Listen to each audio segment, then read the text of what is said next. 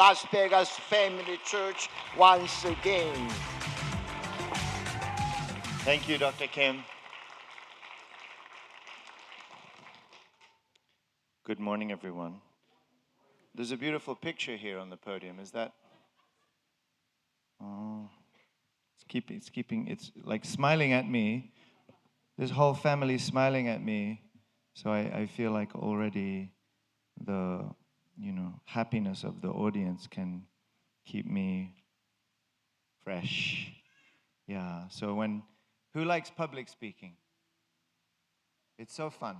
Only one person raised their hand. So, good morning, everyone. God's dream, one family. That's our mission masthead, Family Federation USA. God's dream, one family. What do you think? You like it? So I had a vision. And in that vision, I saw true parents.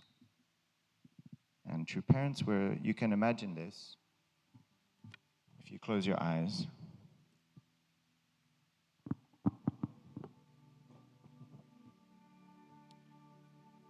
True parents is standing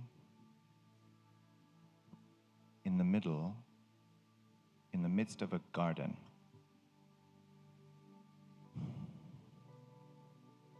I saw them, very beautiful, standing together. And extending out from where they stood in all directions is a beautiful garden. You know, like a different kind of trees, different bushes and flowers and pathways. Maybe you can see in your own mind. Also, we're all there, each in our own place, taking care of a different part of the garden. Can you see that picture?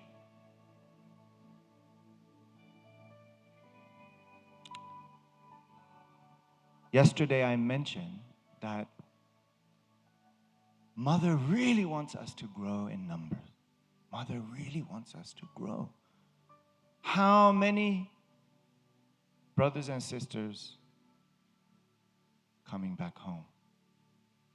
How many people do we want to bring back into the realm of true parents' garden? Heavenly Parents' garden.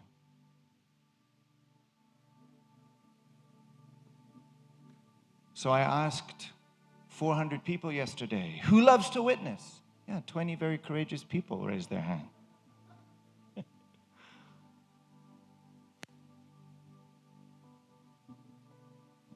So when you think witness, you may think you have to go and tell people, teach someone the entire principle in 3 minutes in the elevator or on the park bench.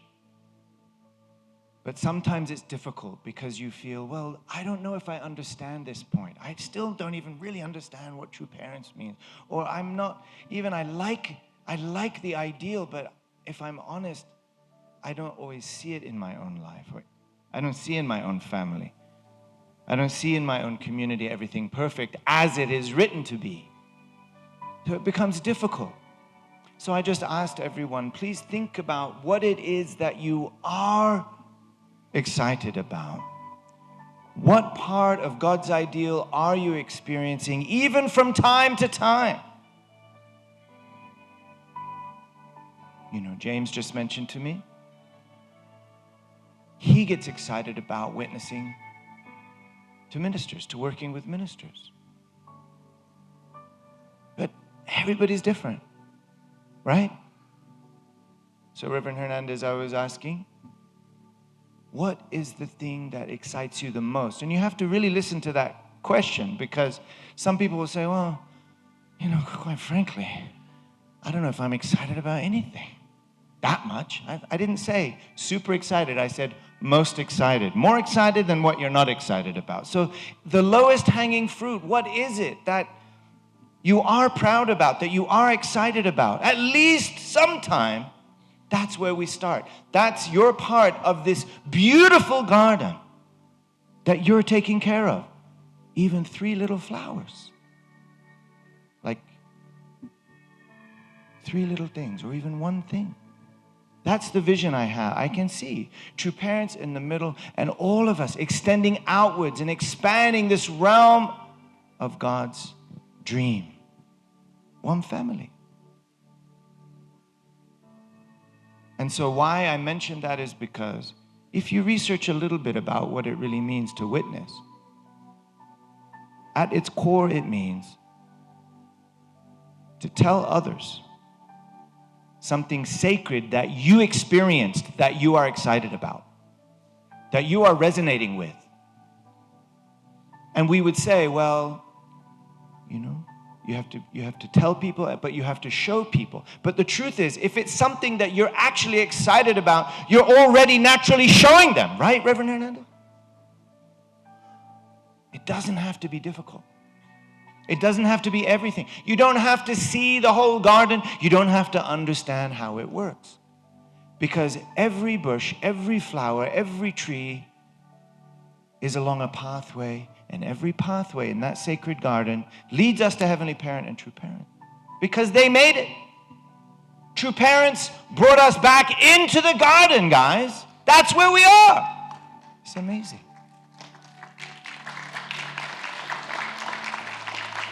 Even if you don't see it all the time, you know, honestly, probably half the time, many of us are just lying on the ground with our face kind of in the dirt there somewhere. But if you just tilt your head up, you'll see the base of a flower. At least the base of a flower can you see. But just look at one another. There's flowers all around you. I mentioned yesterday the things that because I asked one of our dear brothers, Reverend Greg Smith, recovering well. Good to see you back, Reverend Smith. Thank you.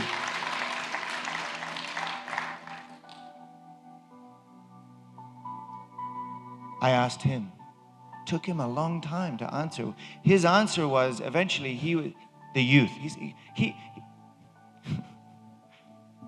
Everything I asked him, he went a long way round to the conclusion was it's about youth. He's excited about investing into the youth. So sometimes when I mention, like, let's focus on the youth, how do you feel if you're a little bit middle-aged or older? Maybe you feel left out. But you're not left out of that picture, because it is you that we need to give that love and care and support to the youth.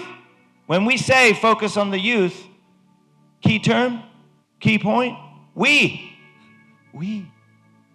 So how wonderful it was, you know, at the end of the 50th anniversary of the Japanese missionaries to America event. The final word was, I wish I had another 50 years to serve on the front line in America. And so I mentioned to them, don't worry, you have another 50 years. Now your job is to inspire and support and help and pray for the young generation coming up. Their victory will be your victory, will be our victory. Don't you think so? Let's give it up. Let's give it up.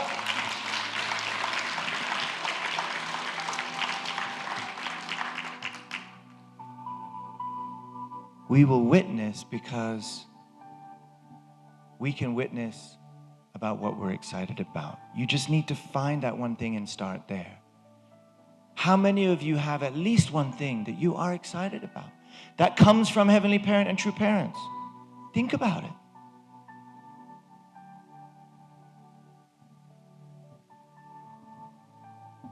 But it has to be connected to Heavenly Parent and True Parents. One of the things I sometimes mention, how do you know if God's working? When you go into a room or into an environment, how do you know if God's working there? You know because you're there. You're there. God sent you there. True Parents sent you there.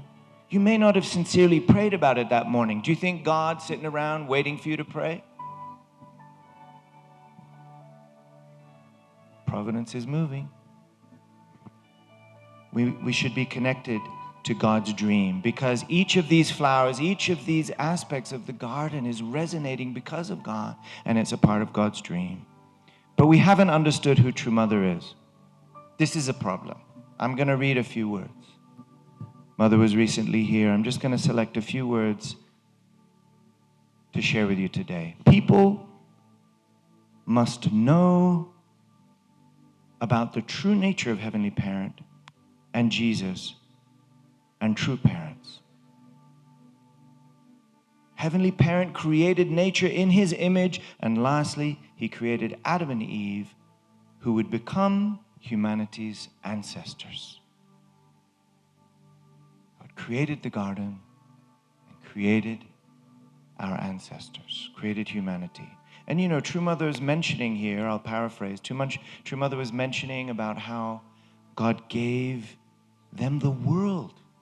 God gave Adam and Eve the world and time to grow and become one, time to grow and to understand it, to understand their parent, to understand themselves. But they couldn't complete it. They couldn't complete that standard at that time. And they were kicked out of the garden. Humanity was kicked out of the garden. She mentioned about, and I thought this was interesting, she mentioned creation didn't do anything wrong. Creation has been moving through history, cycling through the principles of creation, doing exactly what it needs to do. And yet, because of human beings, we have suffered, and even the environment and our beloved creation has suffered. God has suffered. We've suffered.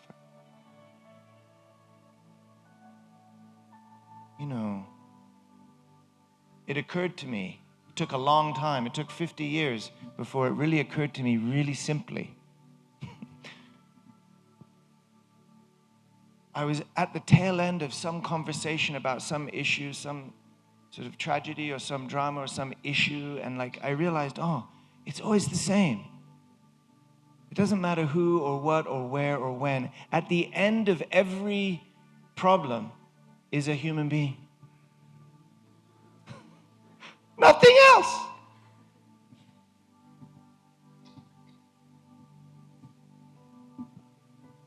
We were kicked out of the garden, but true parents are bringing us back. We should love the garden, be excited about that part of it that we are in and that we understand, and bring people home. It's not a strange thing your mother's asking you to do. Actually, it's the most natural thing to do. It's the very thing that every human being is longing for. Mother said, I emphasized Chonshimon. Many first and second generation are being revived through the Chonshimon in Korea. They are experiencing the providence through the spirit world that they did not know. They're changing. Not from my amazing sermon or not from the wisdom of our elders, but actually directly in prayer with God, yourself, directly. Mother said, we must hear Heavenly Parent's voice. The spirit world is alive and with us. And so Mother emphasized the Chonshimon, and she was mentioning to us how many first and second generation being renewed, revived, reawakened. Every time I go back to the Chonshimon in Korea, is more and more young people are in there. There's no space anymore. And they're all wearing purple. The Purple Army. Mother mentioned, think about how great it would have been if such beginnings happened 60 years ago. Would Russia-Ukraine war or the Israel-Palestinian conflict be going on? We cannot delay any longer, Mother said. When she's saying this, very clearly we understand. Oh, very clear. You know, sometimes we think, oh, what's the church doing about this? Or what's the church saying about that? What's your opinion on this or that problem? But very simply, true parents are waiting for us all in the middle of this beautiful garden. We will not find our solutions out there debating and tackling all of these problems. The only problem is that they all come from being disconnected to Heavenly Parent. That's all. But I know human beings, we pride ourselves on being clever. So we create problems so that we can solve them and then boast about how clever we are. It reminds me of Italy because I lived there for many years. I've never met a people more skilled at solving problems with no warning, no time, and no resource in the last moment than the Italians. They're really good at it. I lived and worked there for many years, and I realized if there's no problems, they'll create problems just so that they can solve them and show how great they are. Seriously. But this is, I think, a phenomenon that occurs all over the world. Mother's saying, think about how great it would have been if we knew 60 years ago, if we understood the meaning of the time that we are in. The time that we are in now was that time. And all of the wonderful problems that you've been watching in the news, all of the wonderful debates and all of the experts that are speaking about it and all of the experts that are warning us about what might happen next, all of this is only there because we did not understand what God is doing today. Mother said, we cannot delay any longer. What should you do if someone you know has to wait patiently? Like if you know, if you knew. If you knew your child was locked in the house alone, hungry, how long would you feel comfortable? Or if your parent was locked alone in the house and ill and waiting and hungry, you can go and relax and have a great time? You're going to worry about it. Mother's asking us, do you recognize the urgency? And she's been holding on for decades, still wondering if we understand. What should you do if someone you know has to wait patiently? That's why the 53 years of the providential history of the Unification Church was a wilderness course. From the beginning, there was something we didn't understand. Who was it that opened Foundation Day? Mother opened Foundation Day. Mother said this: the truth of the providence was after Foundation Day. This is to say, the complete truth of the providence is being revealed after Foundation Day. That kind of makes sense too, doesn't it?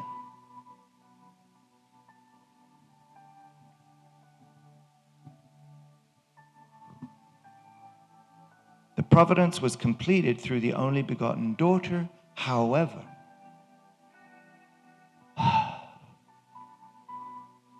speaking of the only begotten daughter with my own mouth, Mother said. Now, this is a moment. The atmosphere is very quiet, very still, very serious. And Mother's coming to this deep place of just, it's a sadness. Because Mother can see God's dream. Mother can see the garden. But many of us have our face in the earth wondering if we're there yet. And most of the world is still unaware. Still bickering and fighting and engaged in conflicts. They just got to settle down.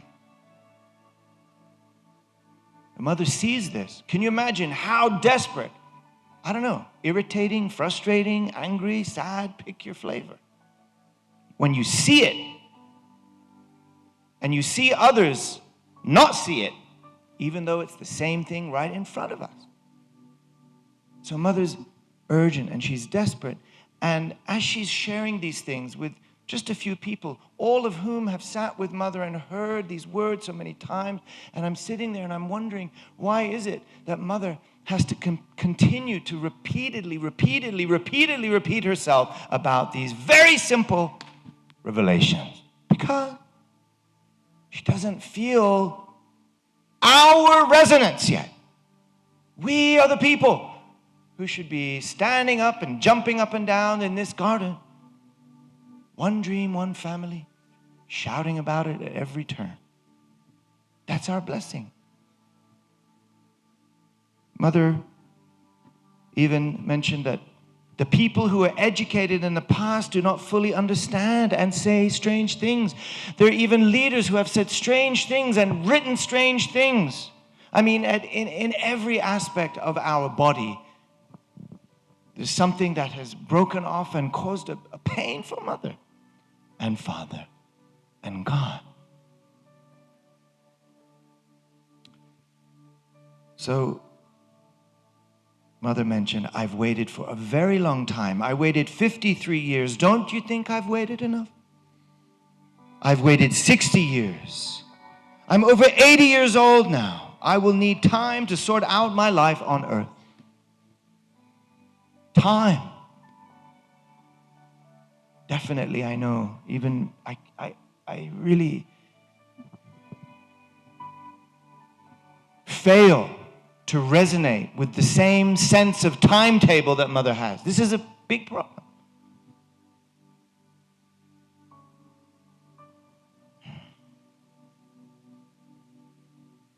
To see our mother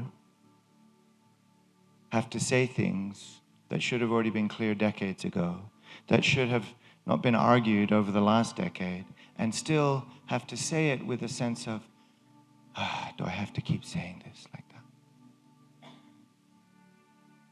Mother is the most advanced, most young, most modern, most clever, most practical. She's the one saying, guys, we are in this golden era. We are in God's garden. We are one with God's dream, one family. It's now. Now is the time. Do you not see what I see? It's like the amount, where does her pain and suffering come from? We might think, because of the 60 years or because of the challenges or because of this.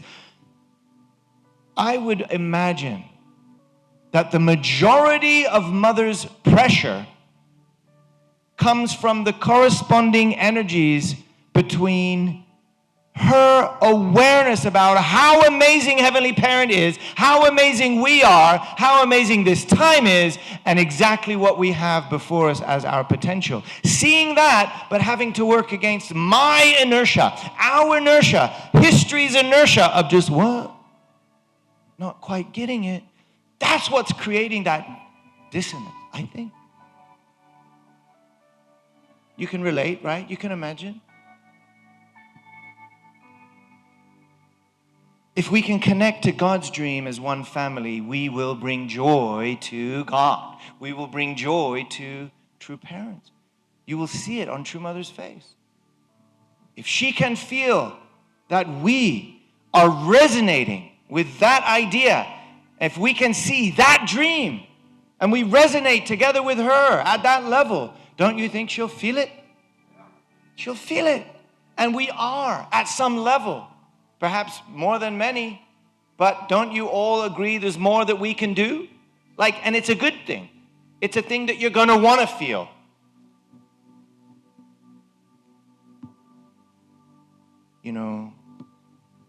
Even though Mother's face was very serious and her tone was becoming very serious, she stopped for a moment to tell us about her grandson, Shin Hung-nim, who left with his brother and all of the UPA cadets to Japan after the earthquake on January 1st. Mother sent them to Japan to help the family members there, to boost morale, to help them, to love them. And they were having amazing experiences, sending reports back every day. But on the way to the airport, on the way to getting on the plane, True Family's there, Shin Hung-nim is there, and his daughter is there, Jong-a-nim. She's 18 months old, little baby. Last time I was in Korea, I just saw her starting to walk. And Mother was talking about a song that this beautiful little girl sang for her father as he's getting on the plane. Would you like to hear that song? Okay. 신출이하고 신능이가 일본으로 출발하던 그 시간에 말이야. 정아가 그 좀 들려주자. Mother's face starting to cheer up and smile. 자기 아빠가 비행기 타는 그 순간 그때 아빠를 위한 노래를 불렀어. 들어봐. Mother's talking and asking, please 이제 play the 겨우 recording. 말을 하는 거거든.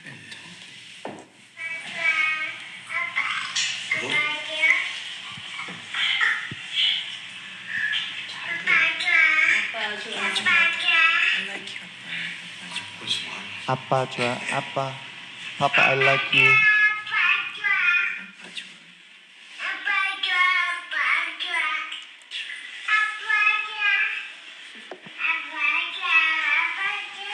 I was watching Mother. Her face, like, remember, face became so bright and happy.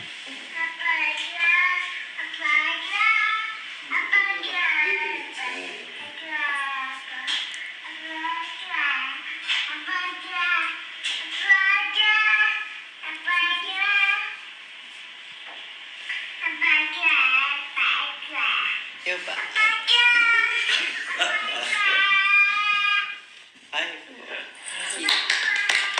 1분 40초를 했어. We thought that's the end, but no, there's more. 1 minute 40. Mother played everything.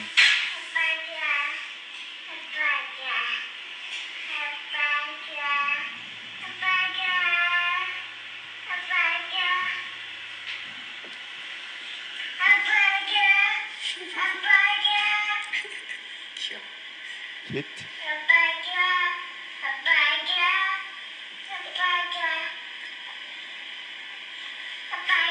How do you think he felt? He really loves her. So we're just sitting around Mother's dining room table, and she breaks towards the end of her sharing to play this. And what we were witnessing, what I was witnessing, was how much joy Mother was feeling in watching her great-granddaughter, thank you for your hard work, her great-granddaughter sing for her father, because it's modeling exactly what Mother's talking about, resonating in heart of parent-child love, connected with God, loving your parent. She's a model, so I'm watching True Mother listen to her great-granddaughter sing for her father. Mother then said that when they, after he left the next day, Mother asked, please sing again. She refused. They asked many times. She refused to sing again. That's why Mother mentioned at the end, that's why I know she really sang it for her father.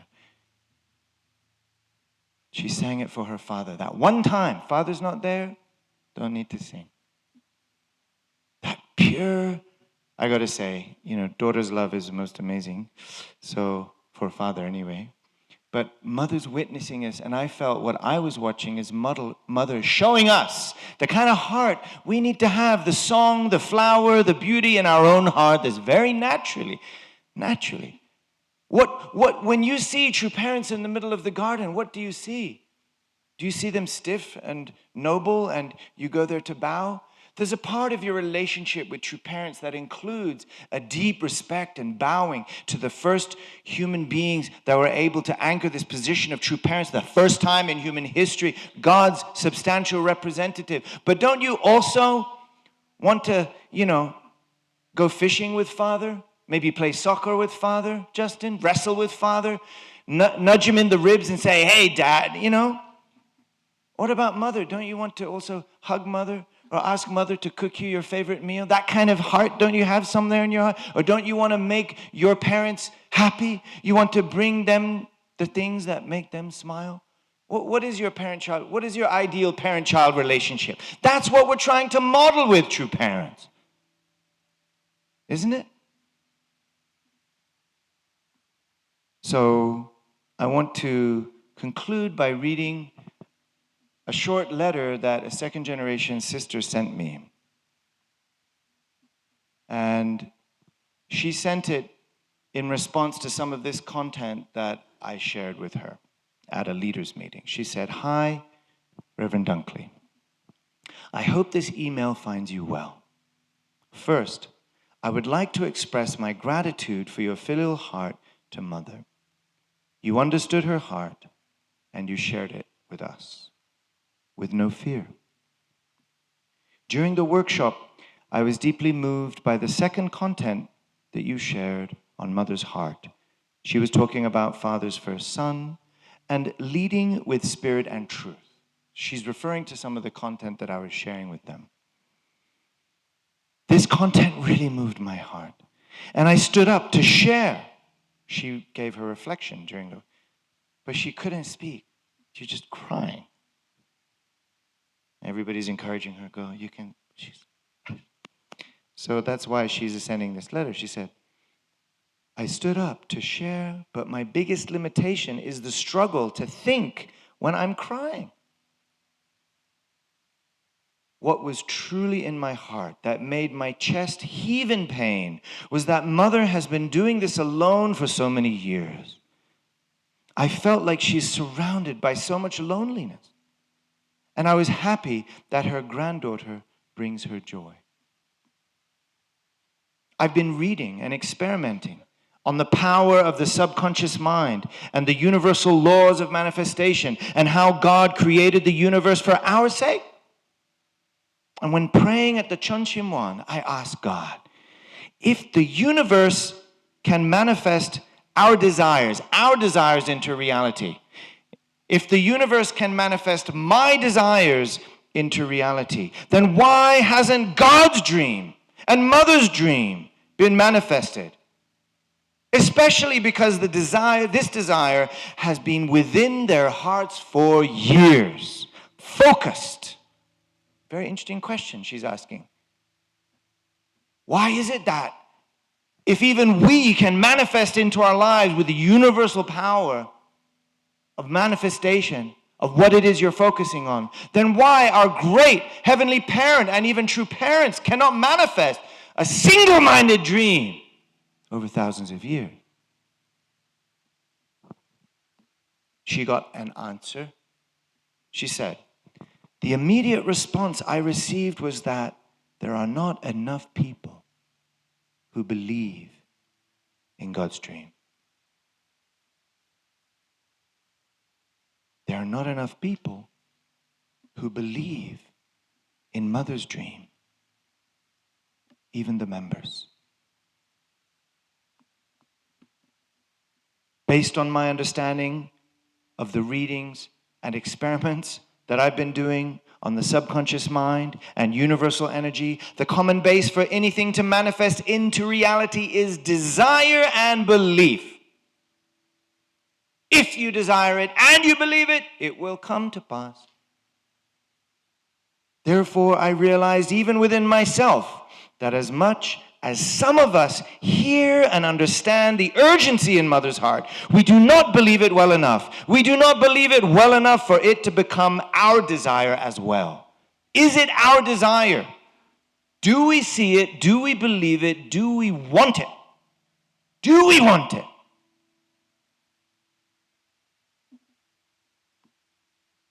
And since God needs us, human beings, God's dream is taking too long to become reality because there are not enough of us who believe in the dream.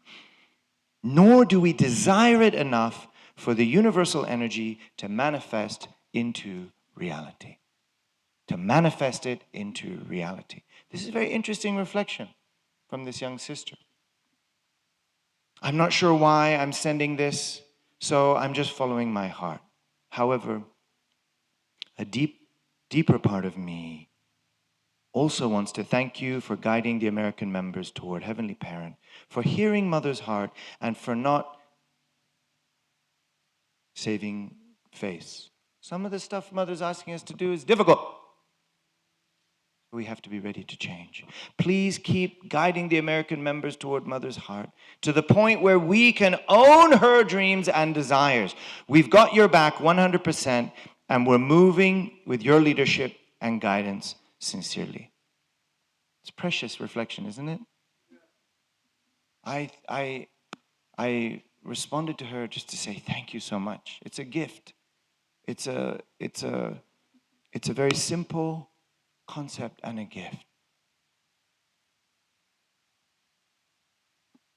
We like God's dream.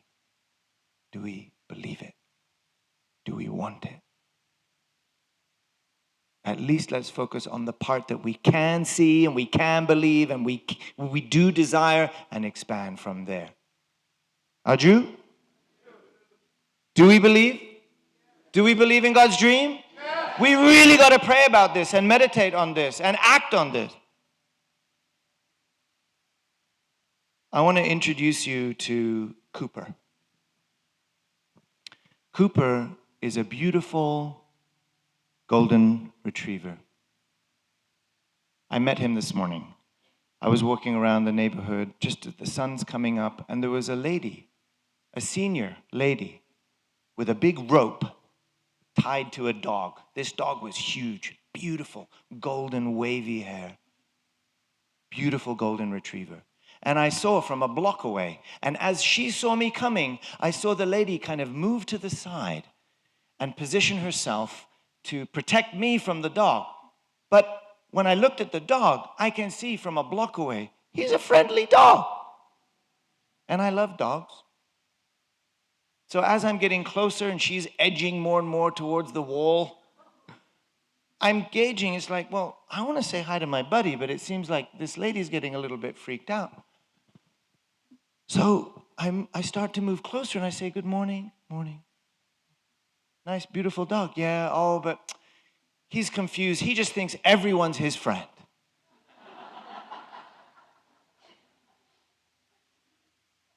Cooper understands. I said, please, let him come to me. And I hugged Cooper and played with Cooper. I felt sorry for the lady because she's getting bicep workout on the rope.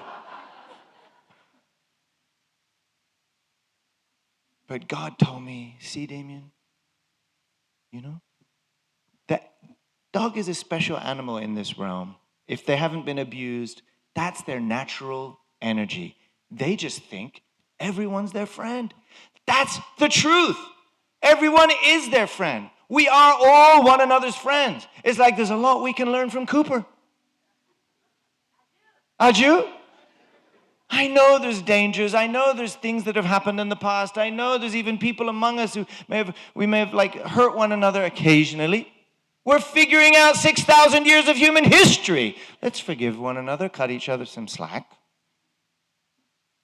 And I know there's wars and turmoil and disasters going on around the world, but right in the middle, in our time, Justin, there's true parents alive on the earth in the middle of this garden, and we are the caretakers and expanders of it.